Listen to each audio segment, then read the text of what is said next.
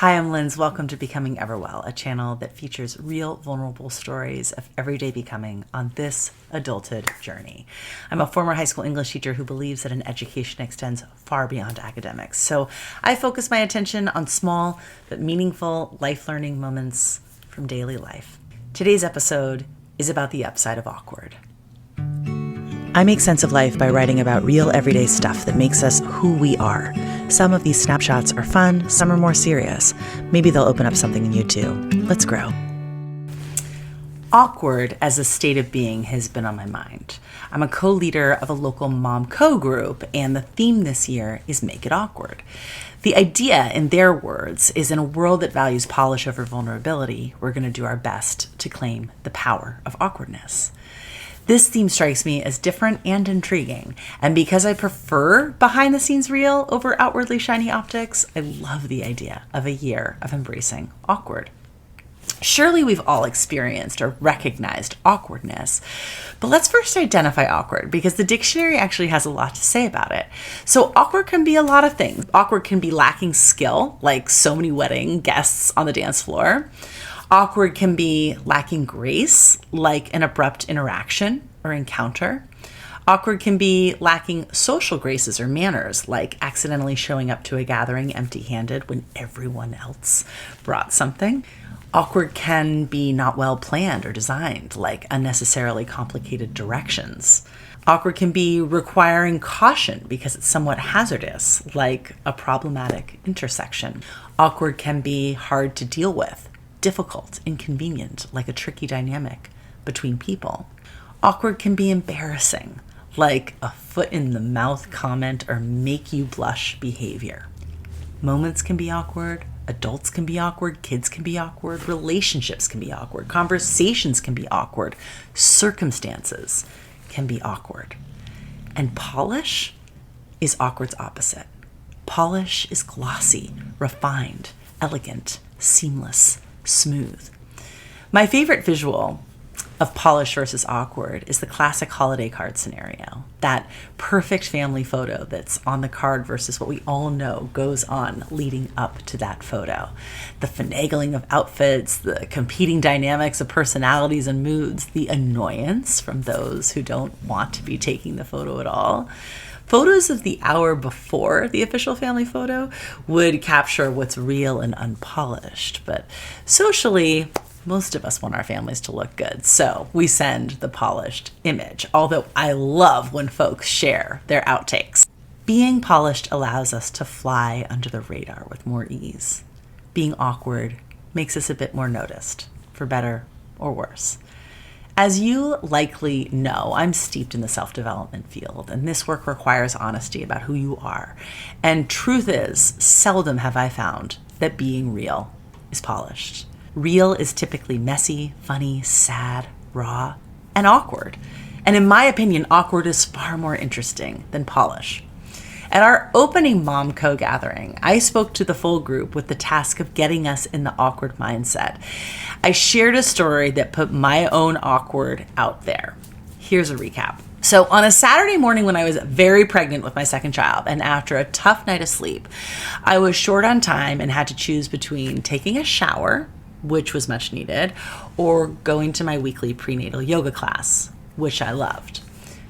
I chose to take my exhausted, unshowered, full belly self to yoga class. During that pregnancy, I went through a phase where everything smelled gross, like so gross. Food, people, air, all of it, gross. And I remember driving to that yoga class and even feeling like I wafted of grossness. Regardless, my hormonal, round, and foul-smelling self plopped down on a yoga mat.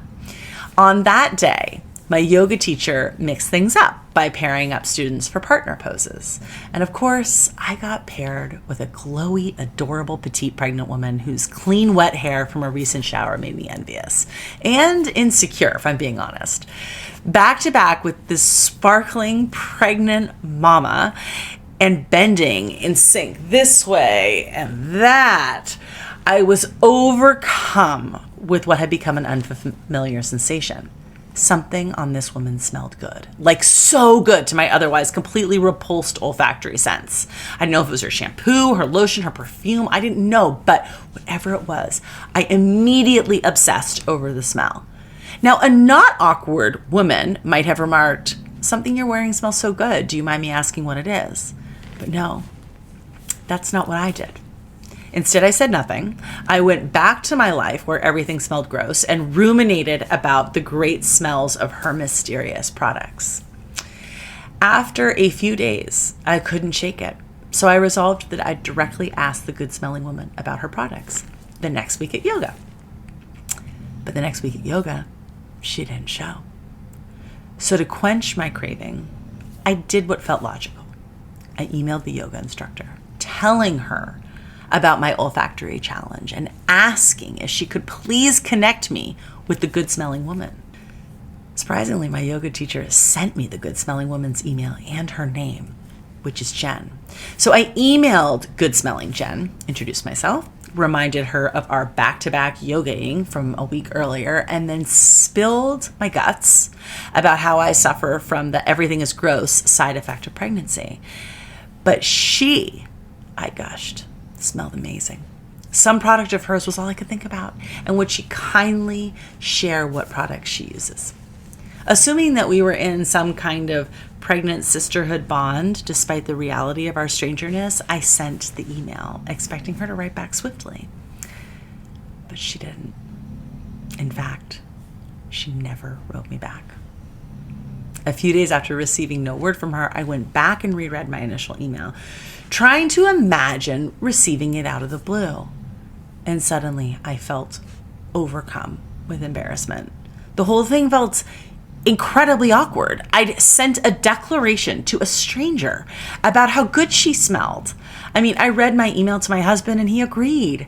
Seemed awkward, maybe even a little stalkerish. So there I was in a big pile of self-created awkward.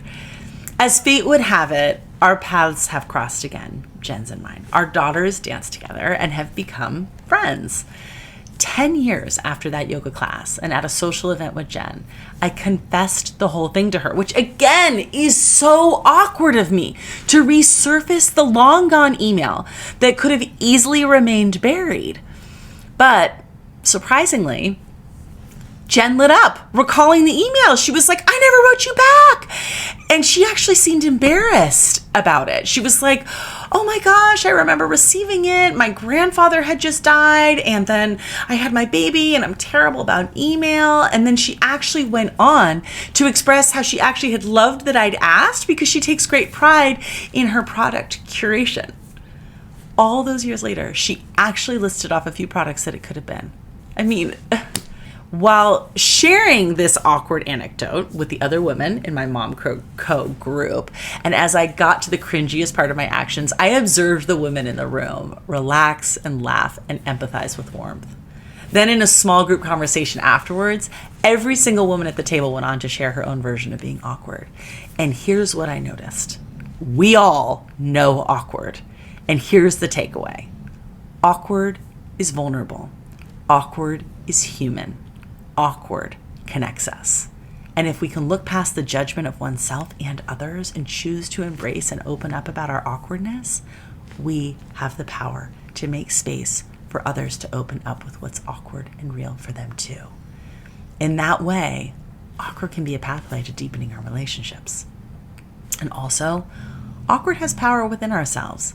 As I listened to a circle of women each share versions of their awkwardness, each woman seemed aglow with her vulnerable admission, as if grateful to be moving closer to authenticity in shared company. And as listeners, we delighted in the unpolished glimpses of each other's realities. Truth is, I suspect that so many of us are bored with the optics of shine and perfection. Real is what we crave. Real is what heals us. Real is what binds us. So I invite you to embrace your awkward too. Go on and put yourself out there, and perhaps you'll reap the connective perks as well. Let's keep growing. I'm Lindsay Hurdy. Learn more about me and my offerings on my Substack, lindsayhurdy.substack.com. You may not know that in addition to publishing my own writing, I help people write all kinds of important letters and documents, from college essays to end-of-life love letters. Learn more at foreverletterwriting.com. I'd love to support you with your writing if that's something you're looking for. Whether you're here for help with writing or a desire for inner fulfillment coaching, which I offer one-on-one, or for the quiet life learning that may accompany my stories, I'm grateful that you found this spot on the web, and I sure hope you'll keep coming back. Until next time.